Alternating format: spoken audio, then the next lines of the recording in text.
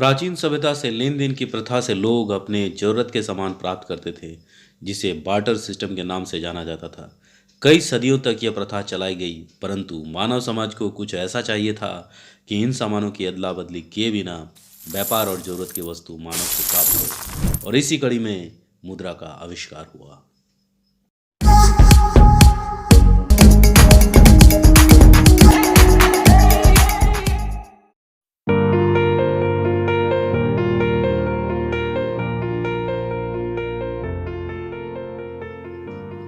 भारत देश में मुद्रा की जानकारी छठी शताब्दी से प्राप्त हुआ, जो तांबे और चांदी के सिक्के के रूप में दिखाई पड़ता है, जो बिना मुहर लगे धातु के टुकड़े हुआ करते थे।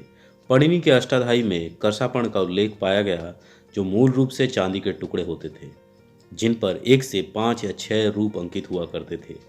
इस करसापण का साइज और वेट विभिन्न वंश और साम्राज्य के राजाओं द्वारा अलग अलग दिखाई पड़ा। छठी शताब्दी में ढाले गए सिक्के पंच चिन्हित सिक्के के नाम से जाना जाता था, जो छिद्रित हुआ करते थे। मौर्य काल में ऐसे ही सिक्के दिखाई पड़ते थे। मौर्य साम्राज्य के पतन के बाद छिद्रित सिक्कों का स्थान ढले हुए सिक्कों ने ले लिया। इन सिक्कों की ढलाई की इंडो ग्रीक प्रणाली महत्वपूर्ण हो जाती है, क्योंकि ढलाई को अधिक परिष्कृत तरीके से क्रियान्वित किया जाता था, जिसे डाई स्ट्रक कॉइन भी कहा जाता था।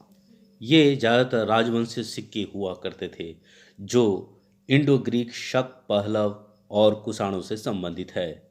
साकास के पश्चिम क्षत्रपों का सिक्का शायद सबसे पुराने थे, जिनकी तारीखें शक युग में दी गई हैं, जो 78 ईस्वी में शुरू हुआ था। इन सिक्कों पर आमतौर पर ग्रीक, ब्राह्मी और खरोष्ठी लिपि का उपयोग किया जाता था।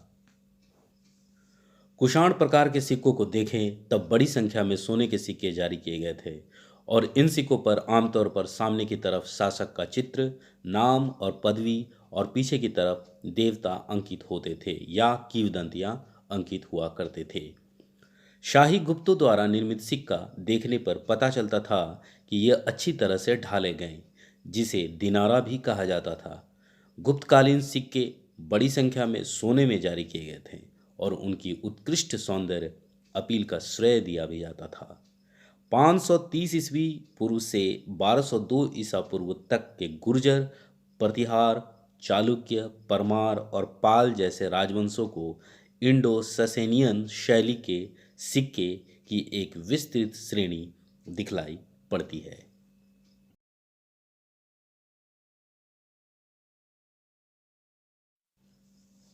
शाही चोलों के सिक्के दक्षिण भारतीय राजवंशीय सिक्कों से मिलते जुलते थे।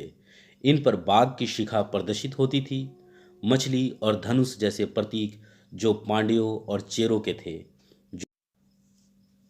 अगर दिल्ली सल्तनत काल के सिक्कों को देखें तो वो सोने, चांदी और तांबे के होते थे। बलबन ने टंका एवं जीतल नामक सिक्के चलाए, जिसमें टंका चांदी का और जीतल तांबे का सिक्का था। अलाउद्दीन खिलजी के सिक्के पर अगर देखें तो सिकंदर अली सानी अंकित हुआ करता था, जो सोने, चांदी और तांबे के बने हुआ करते थे।